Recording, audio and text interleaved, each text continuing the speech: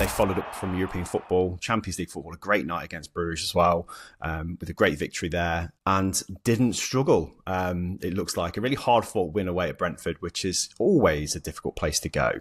With no Martinez, no Asensio, what happened? They won and could have won by more. It was a really, really great all-round performance. Nothing feels better than a clean sheet away from home for Villa right now. And then to do that with Robin Olsen in goal as well, that is a miracle. But yeah, to come off the back of a Champions League win, you feel like we've pretty much cemented a place in the quarterfinals of that competition. That's an incredible achievement. Before that, cemented a place in the quarterfinals of the FA Cup. So to be able to have the options in the squad to then put out a good team against Brentford, who defensively looks so much better than Villa have looked in a really long time, that's what we needed to see. The impact that Disassi's had as a loan signing already feels huge. He's not playing the position that any of us really anticipated he'd end up playing in, and still having a great impact. And then that's 2 results in a row now as well, where you can say that Tyrone Mings has been fantastic. He was man of the match in the Champions League. I thought he was outstanding. And now we are looking a bit more structured. Plus Pau Torres was back in the squad as well. So yeah, that's really impressive for us and really encouraging. So I just hope that continues, because I said earlier, no team in the league in that middle portion feels consistent. I have to include us in that as well. Yeah. So I don't want to get carried away with this result. Our away form lately has been terrible, but that's what you need to do to address it, right? So I'll take it. First league double for Villa over Brentford since 1947, I've just read, which is insane. That's wild. Yeah, it is. I feel like we always beat Brentford because Watkins loves a goal against Brentford, but then lose the other game by the looks of it as well. So yeah, it's Villa finding their feet, isn't it? In a season where they're firing on all fronts, Dave. And I know Miles is a little bit euphoric, I think, seeing these cup competitions actually come into life as well for them and get into the latter stages. And like you say, deep in the Champions League seems surreal still. And I know Villa are hitting those highs now and trying to find themselves as an elite club. The league table doesn't lie usually, and it shows how inconsistent Villa have been. So I guess it's difficult to know where they could finish. And I think just trying to be strong in all competitions they're in is the best they can hope for in some ways. And I think you said that on the pod recently, didn't you, Miles? You just want to see a really strong finish, and whatever happens, happens. But you touched on it, Miles, Axel Disassi's performance. Dave, what did you make of Disassi? I've had doubts about him. He's not really shown his best for Chelsea, I don't think. So to see him have a game like this, and again, on the back of Tyrone Mings having such a good, steady performance in the Champions League, their defence looks much better, doesn't it? But Disassi, this was what he needed, wasn't it, to kind of establish himself in that Villa backline?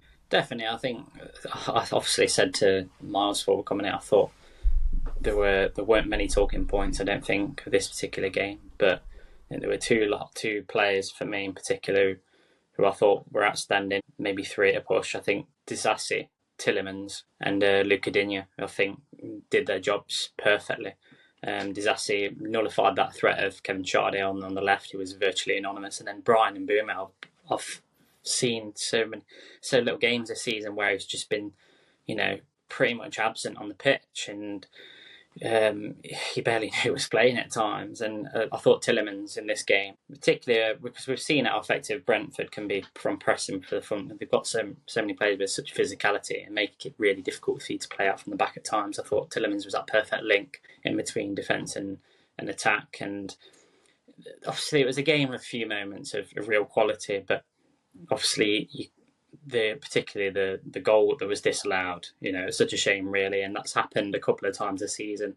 The Bournemouth goal, which would have been one of the goals of the season this year as well, that Kluivert scored. That's the one thing, VAR just takes out some momentum of the game at the times, because you really felt like the game was growing at that time when all of a sudden Villa had the wind in their sails. It took probably a couple of minutes for them to rule that goal out, and then all of a sudden it just went a little bit flat again. Villa were comfortable, to be honest. They didn't create a great deal. Obviously, there was a couple of nervy moments in the last couple of minutes. It wasn't really until the last 5 minutes of the game where Brentford started to put the pressure on. But obviously, you look at the areas that they won the game in. That a bit of quality from Watkins, and obviously Disassi, I thought, was outstanding and really just made that right hand side his own, going forward as well as obviously defending. I thought he just He just looked so at ease taking the ball out of defence and obviously carrying it forward. Can I just say, Dave said that Villa looked comfortable,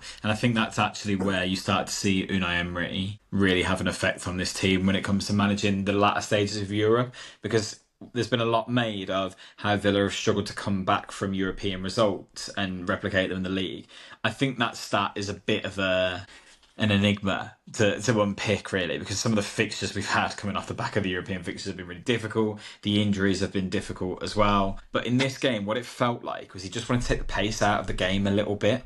Because you know what Villa can be like. Sometimes they can be quite full throttle, and that leaves them quite vulnerable at the back. But in this game, we conceded the possession to Brentford a bit more. We soaked things up. We slowed things down. We didn't give them the chance to let Mbeumo bomb on beyond Luka Dean, because actually we sat a bit deeper in moments, and it was like Emery wanted to take the intensity out, because look at the fixtures we've had over the last few weeks. It's ridiculous, the run of games we've had in such a short space of time.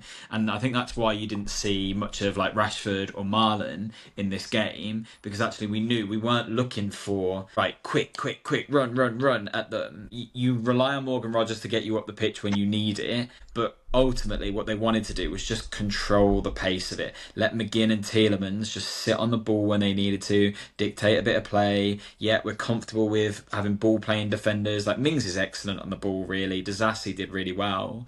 And you can see that actually that's how we'll be more successful as the season goes on. Just knowing where our limitations are a little bit and not being so full throttle when we need to be.